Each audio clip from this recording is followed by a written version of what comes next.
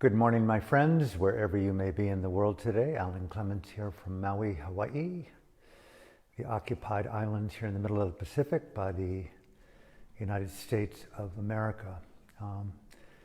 Today, September 7th, 2021, a very personal sharing today, a reflection, really.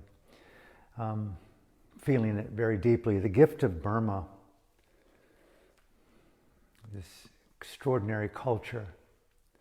Just want to share a little bit about my life there and my feelings about the gift of this exquisite land, tortured by the evil of dictatorship and 135 years of white imperialistic genocidal occupation by the British, a war, World War II, fought on the soil, hand-to-hand combat, bombs, missiles, a tortured land with the richest of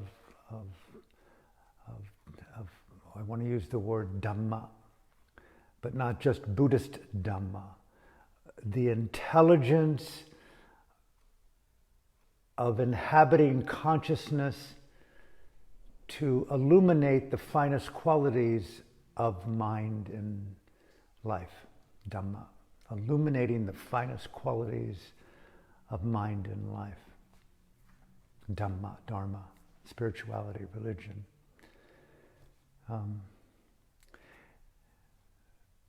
And what feels to me to be lessons neglected, being not learned based upon what's happening in Myanmar since the military coup d'etat, February 1, 2021, by MASAC, the acronym for the evil terrorist group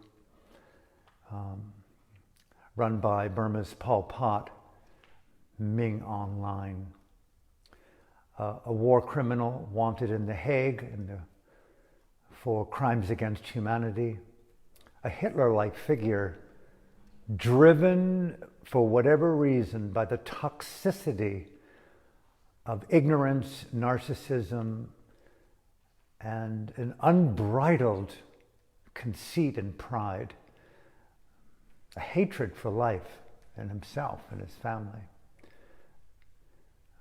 It happens, it's happening. There has been a declaration of a defensive war in Burma by the unity government,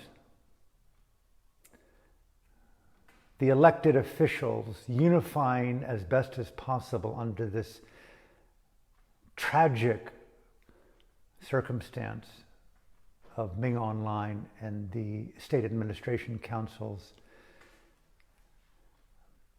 terrorizing of the people. There's a declaration of war in, I want to say, my beloved Burma, our beloved Myanmar. And I want to say a few words about why it's so beloved. And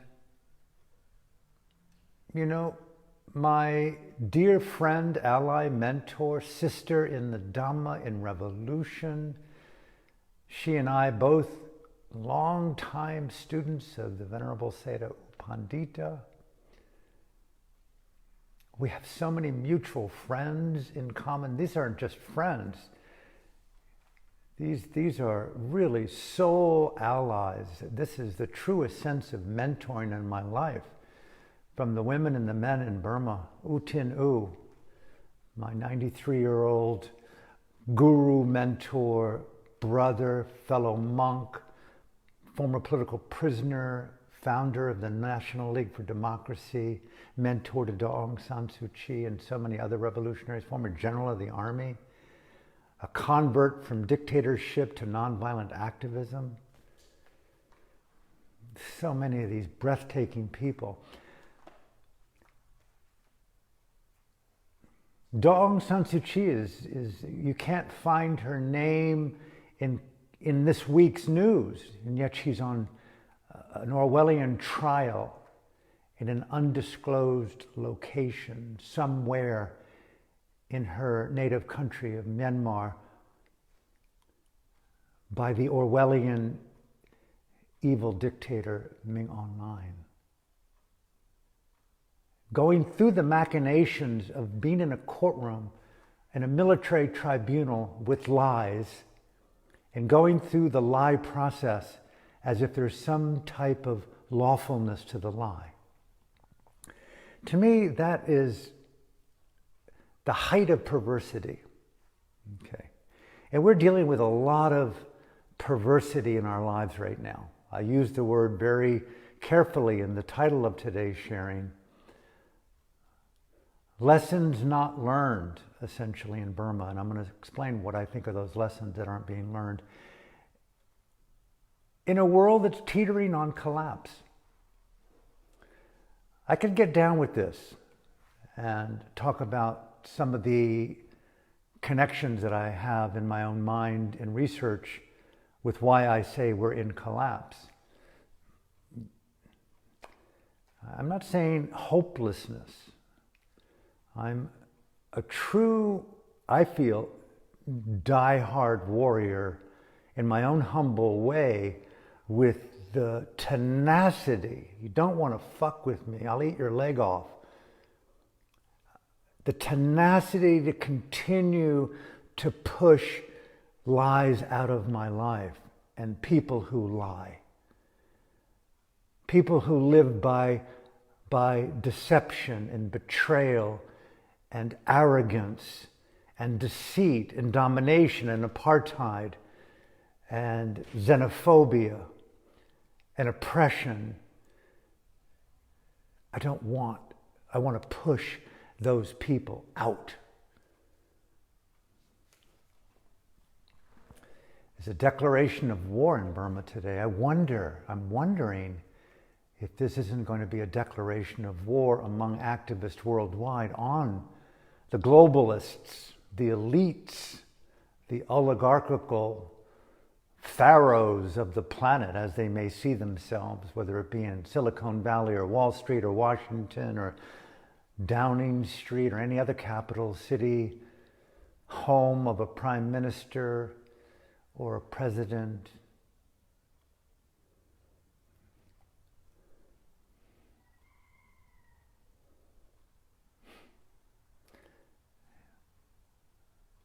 From international icon Aung San Suu Kyi, who brought and put Burma, a country of 50 million people, way over there at the base of the Himalayan mountains, near southern China,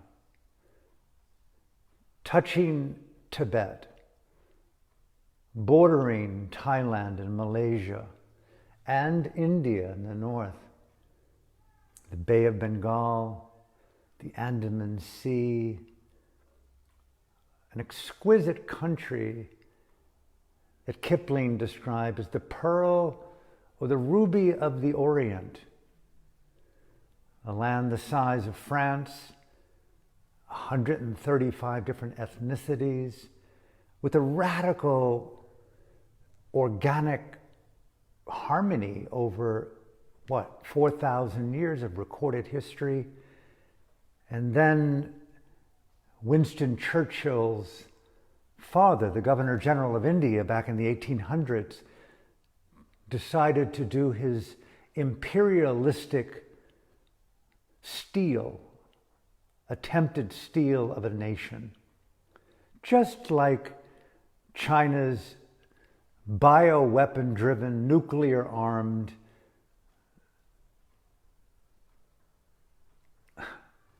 sociopathic leader, Xi Jinping, decided to conquer Burma and give the people, give the country, enslave the country, and give the gift to the queen. How virtuous. Burma suffers 135 years, be clear about it, 135 years, give or take a few years here or there, of violent white supremacist oppression of the people. Burma's lives matter. 2 wars by the Brits, subjugating, torturing. I've seen the photographs that are generally not available to the public in the Burmese wing of the museum in London, where the pictures of horror are likened to me to the pictures that we saw out of Phnom Penh or Cambodia under Pol Pot's reign of terror. Winston Churchill's father and the marauding imperialists that went into Burma did so at the expense of the people. There were calculated acts of mass murder, incarceration, and torture. It was a horror beyond horrors, and yet the people rose up. The gift of Burma, we have radical activism and dissent. The soul of the country is about autonomy and coexistence and revolutionary dissent. Embedded an ecosystem, a psychological interrelated system of 135 different ethnicities, and they're so wildly autonomous and interrelated with their jewelry, with their incredible attire, their love of nature, the preciousness of the land, the elegance of their communication. I've traveled the country so many different times, often on my own, speaking the language and just walking softly to listen and to feel and to learn and to anoint myself, not just in classical Buddhist Dhamma, but in the elegance of an interrelated ecosystem of cultures and languages and religions. It was so precious to be able to walk the mountains and the rivers, the rickshaws. I did as humbly as I could. The gift of that level of cooperation among people. Wow. Wow, wow. Look at our world today and how uncooperative it is. Think about just the gift of Dhamma in Burma. We all know, those of us who've studied Buddhism, that Buddhism came to us and comes to us at this very moment based upon 6 great councils from the time of the Buddha. The last 2 were in the country of Burma. You can go up to Mandalay and you can see in the 1800s where they chiseled on 6-foot-high marble slabs, front and back, the teachings attributed to the Buddha, Dhamma. Those of us who live and breathe Dhamma as vocation, as best as we can in our own humble, awkward, challenged way, that they had the foresight and the courage to preserve on marble, the sturdiest of stones, these ancient teachings of transformational wisdom. Burma is a country that illuminated for centuries, and still to this day, we don't hear it, we don't see it, there's a blackout on this, illuminates the spectacle of engaging consciousness. It's a culture that engages consciousness to inhabit the most beautiful attributes of consciousness. And you might ask, oh, why are they killing their own people? Well, systemic psychology and family systems will point to when there is tyranny and trauma and violence in the family, especially as an intruder coming into the front door and raping your wife and raping your daughter and killing your uncle and your grandparents and enslaving your father like the British did for 135 years, there are going to be psychological, emotional effects. I don't like to lay on culture collective trauma, but that's violent what the British did. It's violent what happened in World War II. And we have post-independence in Burma, from the 40s onward to this very minute, a radically courageous, Dhammically awake, integrated set of cultures with their complexities, no doubt, giving birth, the birth of democracy, one of the greatest births we've seen in modern times. Through the rubble and the horror and the lava and the anguish of white supremacists, must hear that word as genocidal, coming into my flat today and incarcerating me and making me a slave laborer for the man or the woman somewhere in some capital city of denial by the other people. Welcome to Burma. And 6-7 decades of ongoing dictatorship with the experiment of democracy, another gift, a woman. Those of you who know Burma know that Burma is matriarchal. The woman rocks. She's the center of gravity. It's not just the woman, but it's the feminine. And all the attributes that a woman knows of what it means to be a woman and to have mentors as women. I'm a man, I'm only kind of projecting. But Burma, a country, is matriarchal. And the women in Burma, as you know from those of you who live in the country, those of you who are women who are born into the country or out of the country that have relatives in the country, in all the ethnicities, women in Burma, by and large, in my humble estimations of nearly 50 years of experimentation in the country, rock. And they're rock solid. The level of grace and generosity and kindness and compassion and consideration and stealth, they hold the home. They hold the money. Aung San Suu Kyi, the daughter of Burma's independence revolution, her father, a young student along with 30 others, Aung San, a young student activist, said, no, we don't want to live under the white supremacist, imperialistic, genocidal, slave-driven boot. That's a long time to say, 135 years. That's very rooted in Burma culture. He said, no, we don't like the way they treat us. We don't like the way that they piss on us. We don't like the way in which they kick us and keep us subjugated. We don't like apartheid. We don't like discrimination.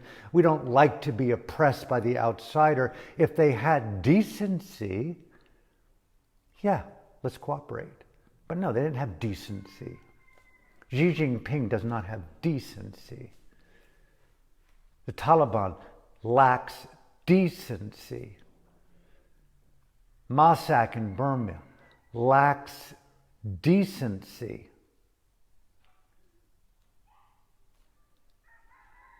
And here we are at a globe today. A globe. I was outside last night looking up at the stars because the electricity went off in all of Makawao. And it's already bright with the heavens, but it was like really luminous with microdots of light. And I'm thinking, what in the fuck? Where are we? What are we? And you come right back to Earth, right? We're gravity centralized creatures walking upright on this little planet, spinning through, what do you call this? And we've got these little diamonds on the planet called democracy, human rights, a declaration for them. We've got human kindness we've identified in our behavioral patterns. We have creativity. We sing. We give gifts to one another. We've even learned over the centuries of life the power of closing our eyes and consciously focusing our awareness upon the contents of consciousness. Like me looking out at the stars last night, I'm looking at the stars and the galaxies within my own mind. Meditation, the gift of meditation came out of the Indian subcontinent, and the holders of the sacred vessel of Satipatthana, mindfulness, think of that word. The boys and girls, the nuns and monks over the centuries are the ones who've kept the sacredness of that container alive. You can read the Satipatthana Sutta chiseled on those stones of marble way up there in Mandalay in the 1800s. And you see the Sixth Great Buddhist Council that happened under U in the 50s, where they illuminated these teachings over 3 years with 3,000 to 5,000 monks and nuns. And my teacher, Mahasi Sayadaw, a young man, along with Mingun Sayadaw, who had memorized the entire 11,000 pages attributed to the teachings of the Buddha, every verse on those marble slabs, Mingun Sayadaw had memorized. And he and Mahasi Sayadaw had a 3-year conversation about the salient features of Dhamma. The essence, mindfulness. The Buddha was said to have said the essence of these 11,000 pages, just me stretching it a little bit, is mindfulness, the ability of the awareness of consciousness to be aware of the contents of consciousness for the purpose of overcoming greed, anger, and delusion, and for the power of elevating love, compassion, wisdom, and the radiance of freedom. Burma is a freedom culture. Desecrated. I'm not going to blame the UK or the world. This country teaches the gift of tolerance. And here we are around the world teetering on collapse. And Daw Aung San Suu Kyi, a woman who empowered Trans Mandela-like in South Africa, a feminine-inspired activism rooted in Dhamma and all other religious faiths around the world, and said, we will use the power of conscience and dignity and the power of the Dhamma as vehicle to transform from culture ignorance and evil. That was what she called a revolution of the spirit. We have missed that gift. All over the world right now, there's protests for this, health passes, mandatory vaccination passes.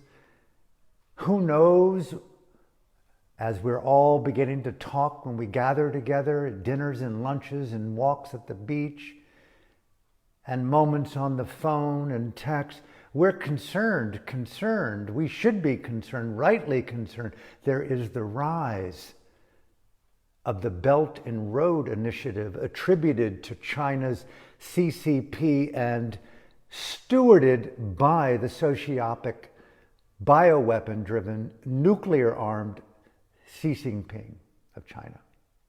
Belt and Road. Burma is a victim of China, with a proxy terrorist monster, Ming Online, riding in the front of the vehicle of conquest for Xi Jinping and for Putin. Give them weapons, give them fentanyl. It's like give them the drug that they want to keep the evil. As long as they learn how to kill their own people, let's give them money. Let's give them support.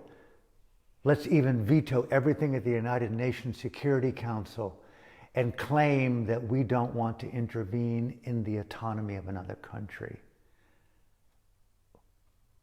Lessons not learned in Burma. My friend, a world friend, a woman who introduced the power of the sacred feminine as vehicle for revolutionary dissent on a mass level that rallied global support. Amnesty International, Human Rights Watch, made Daw Aung San Suu Kyi in Burma's revolution of the spirit back in the day the poster child for revolution on planet Earth. Bono of U2, among many other talented artists and singers, brought Aung San Suu Kyi and the people of Burma's revolution of the spirit, a non-violent struggle for freedom of thought, freedom of speech, for the right to pursue your dream, brought it to the forefront of the world. U2 even won the Song of the Year back in the day. Walk On. $100 million of loot and profit based upon Burma, the people, Daw Aung San Suu Kyi. Revolution of non-violent activism. Today, she's on an Orwellian trial for lies and betrayals, and the world is silent, as if it doesn't exist.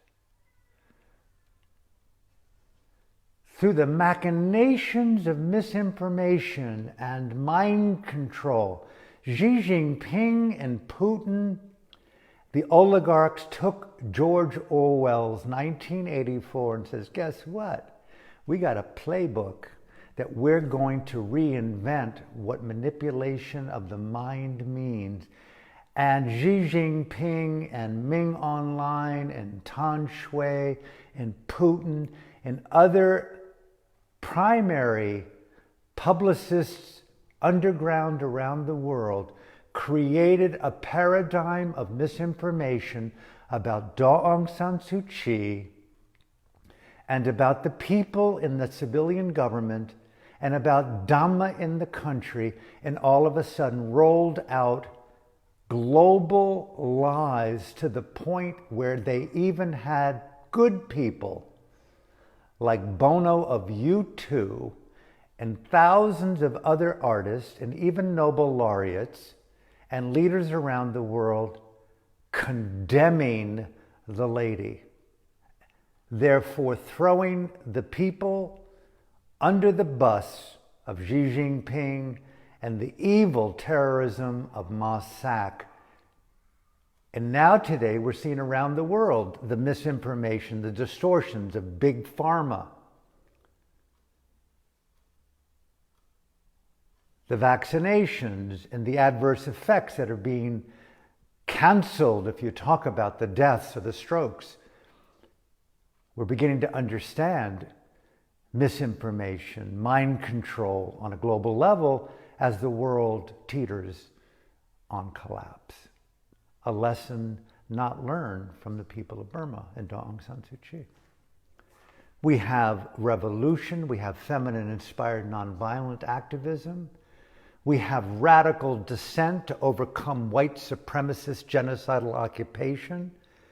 We have a revolution of the spirit where you can barely even use the words today, where at one point, just a few decades back, even 10 years ago, even 12 years ago, it was the most powerful phrase that you could say in the world, a revolution of human consciousness, gone global, gone viral.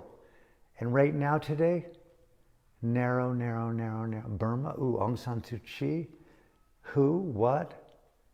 Burma lessons lost. As if these incredible gifts are just dropped into the sea. And the world teeters on collapse. looking for a moral, spiritual compass, as we begin to experience what's known around the world as an assault on our own freedoms and the potential that many people are talking about today of global totalitarianism. They use the phrase globalists, communists, socialists. No. Call it Xi Jinpingism. Call it violent, oppressive totalitarianism. The Belt and Road Initiative is well underway, and it's a euphemism for the rise of the Fourth Reich. Lessons not learned in Burma. Be sure of it. Burma has become the next Tibet.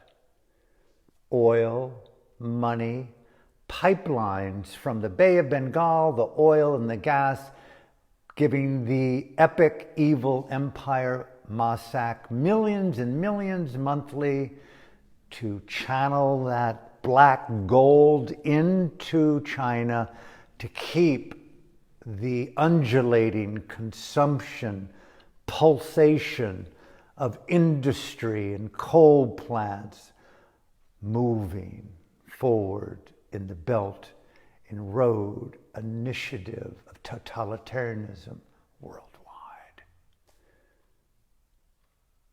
Lessons not learned in Burma. Hong Kong, where a footnote. A grandmother, an aunt, an uncle, a cousin in a prison, a labor camp somewhere in the mainland of China, living forever under lock and key in oppression. Oh my God. Oh my God. Oh my God. Where are we? What is going down? And everyone wants a little bit of your upper arm today with a pseudo-vaccination that potentially, very likely, will compromise your body, your biology, your immunity, and who knows?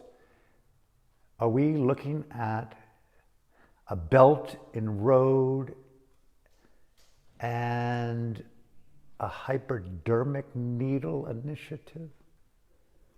A bioweapon in our body? Could it be a satanic takeover from Xi Jinping's denial of the spirit, the beautiful feminine intimacy of a Aung San Suu Kyi?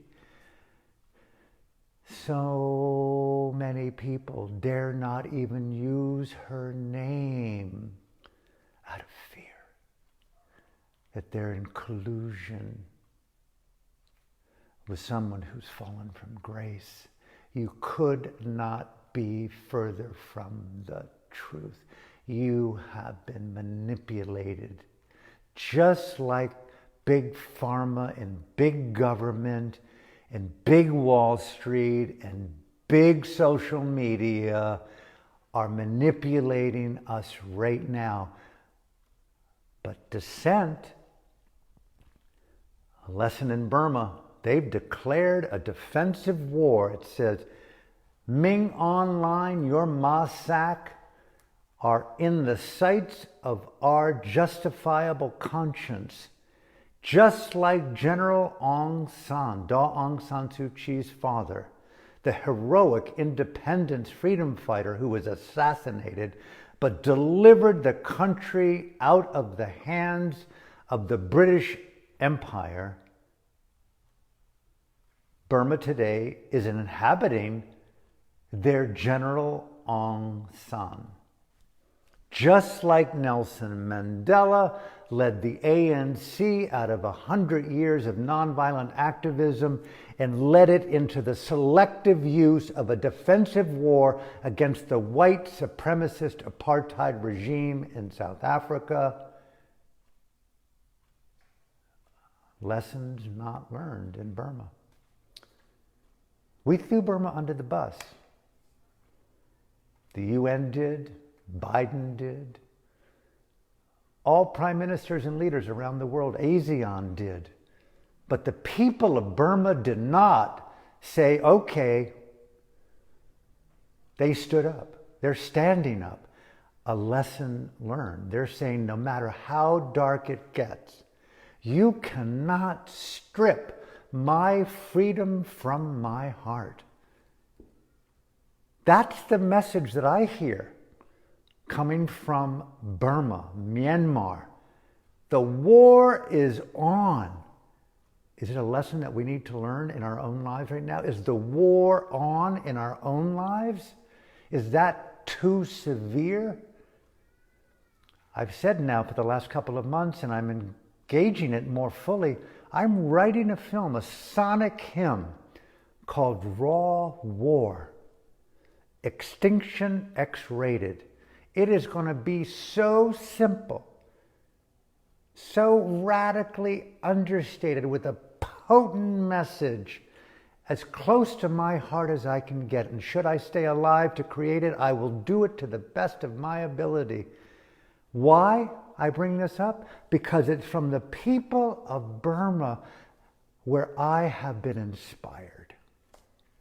I draw my roots of spiritual Dhammic revolutionary respect for dissent from the people of Myanmar. A gift. The gift that you are. Every day that I remember, I meditate. The gift of meditation from my family in Burma. Unthinkable. What a gift. Meditation is just like a few letters. Occupying consciousness with the most empowered sense of purpose. I draw upon that empowered sense of the virtues of consciousness based upon Dhamma, the gift of Abhidhamma. How much of my voice, my life, my thoughts, my relationships is founded in, informed by Abhidhamma? What is that? I want to use the word Buddhist psychology. No. That which animates consciousness to use words and thought and action skillfully and know how to restrain unskillful thought, speech, and actions. That Abhidhamma is the ecosystem of decency. The absence of Abhidhamma, we have a Ming online, we have a Xi Jinping, we have corruption of consciousness in the absence of Dhamma, Abhidhamma, the absence of meditation and action. Burma has upheld and held elegantly over millennia the gift of meditation, of Abhidhamma, in applied action, and the commingling of these teachings within diversity. Burma is a diverse country of 135 ethnicities.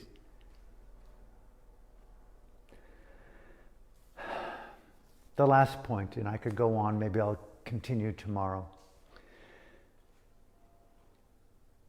Another gift that I feel that the world missed, that Aung San Suu Kyi, if she were free, I think she would agree, is what's known by the phrase, the Dhamma of reconciliation. Very few in the world knew, and I am among them that do know, because I was there and I frequented many opportunities to speak with Aung San Suu Kyi and her colleagues and friends and her advisors and teachers and mentors. From her last release, although imprisoned at the moment and likely to spend the rest of her life there, from her last release, I think it was in November of 2010, she embarked upon a very active approach to challenging the machinations of dictatorship and totalitarianism and fascist rule in Burma. But remember, it wasn't just exclusively Burma. It was a radiant message around the world. Burma's revolution of the spirit became a global revolution of consciousness.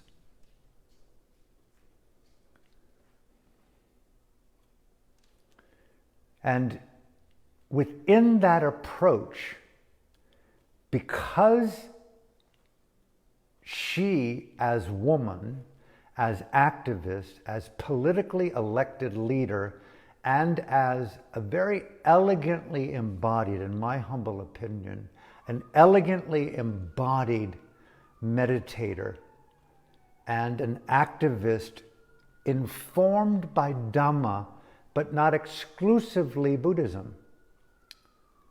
Both a multi-faith nurturing of her own understanding, I know because I spent a lot of time with her, but also I would say a trans-spiritual, trans-religious nurturing of the ecosystem of her own intelligence that informed her own conscience, her voice and actions, to choose nonviolence over persecution and revenge, the gift of Burma's struggle for freedom.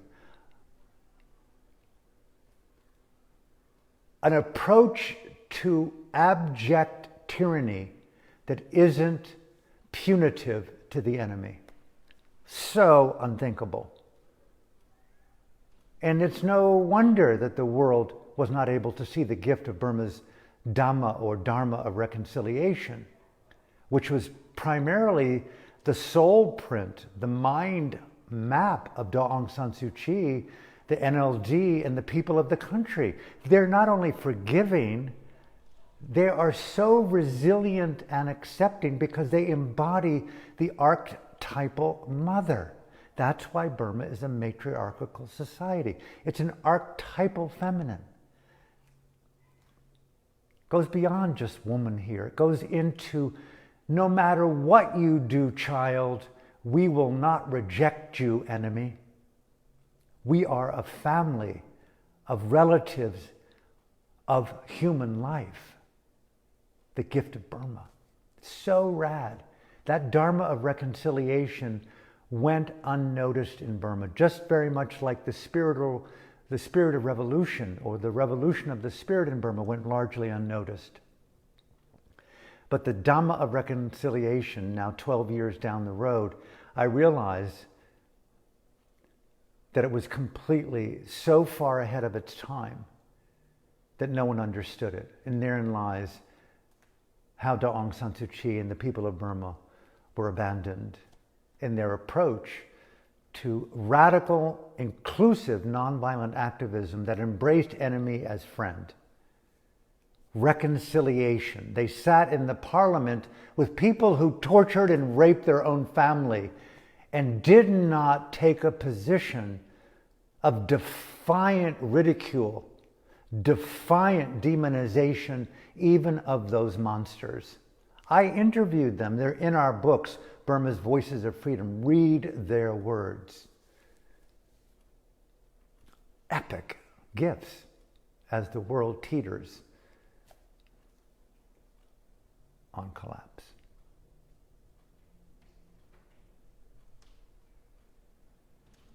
We're not going to shoot our way out of civilization. We can't vaccinate ourselves out of the pandemic. It's just not going to happen. It's turning out that the very vaccine itself is promoting more transmissible and potentially more lethal mutations of COVID.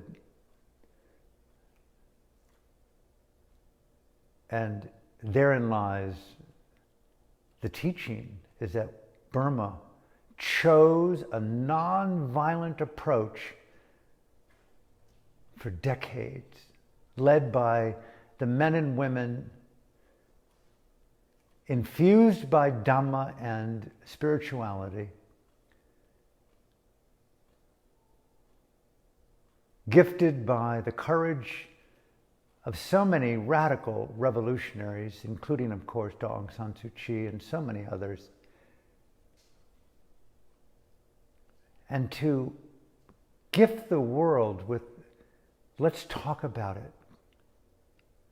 Let's debate. Isn't that the issue with really informed consent? Let's talk about the data, the science, rather than profit, elitism that leads into a very discernible totalitarianism. And that's what we're seeing right now. And it's a lesson that we're missing in Burma. How to learn to talk and to debate, and the power of the dialogue. That's Daw Aung San Suu Kyi. That's the people of Burma. And I'll end here. From my heart to yours. It's a very challenging set of challenging circumstance for me and so many of us around the world right now who draw our existence from the soil of Myanmar. I'm a child of the Dhamma based upon the good men and women who took me into a monastery and the lay people who fed us. The hard-earned strangers that I'd never met that toiled in fields to provide the vegetables and the rice on our alms round. The gift of learning the art of conscious dissent and having the ethical, spiritual courage to not vilify the enemy, but to do all that we possibly can to elevate the status of the enemy with information and opportunity. How many times did I see in Burma over the years the gift of door opening, the gift of door opening. If a family were persecuted, they lost their money, their bank account, their breadwinner. There was a woman raped, traumatized, the husband tortured, imprisoned. That family then were openly brought to another home and brought into the home as equal members of the family. And they did this, family after family being persecuted, tortured, and decimated, to the point where many families had 5, 10 families in a home. The open door of revolution. What an amazing expression of the word Dhamma. Gifting safety and refuge to others, not just in their time of need, but treating them not only as family, but elevated members of the family. So exquisite are the attributes of a trans-religious Dhamma in Myanmar, equally rooted in dissent and revolution, a gift that the world right now, if you study the machinations in the revolution in Burma and the Dhamma of Burma, you will have a lifetime of information to vitalize civilization in your home, in your city, in your nation, on this planet. The gift of Burma, lessons lost as the world teeters on collapse. Is it true? I'll close here with an invitation to go down deep, really deep in your soul and your heart whenever you feel motivated, hopefully soon,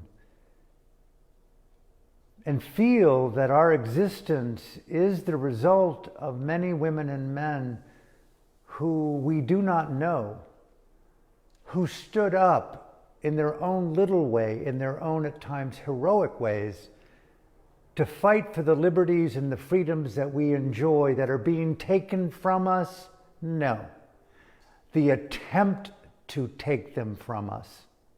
And we must rise up as our forefathers and mothers and sisters and brothers did, and they do it in Burma right now, a declaration of war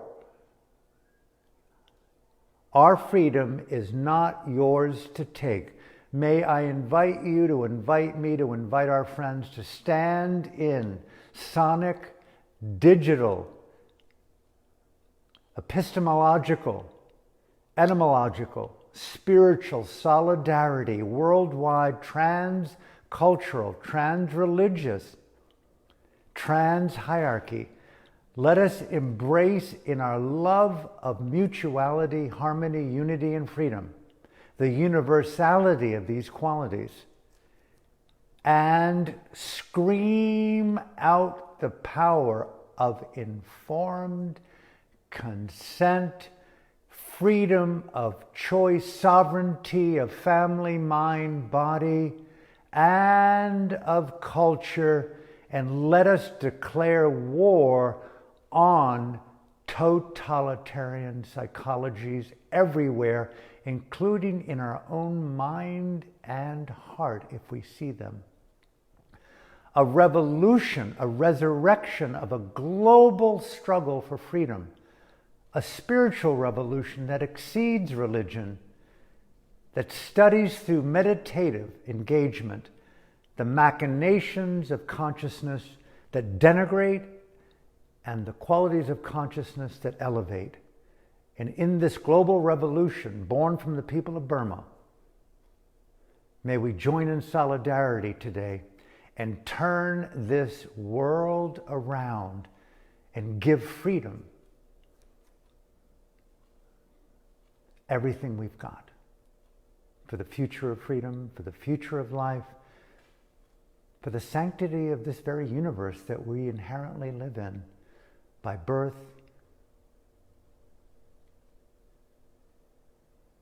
So from my heart to yours, thank you for your love of freedom, for your love of revolution, and thank you Burma. Thank you Aung San Suu Kyi. Thank you U Tain.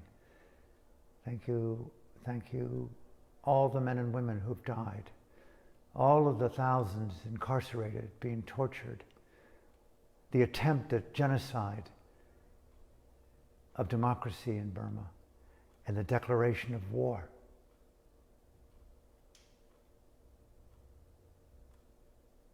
Thank you for the gift of Dhamma. From my heart to yours. God willing, see you tomorrow.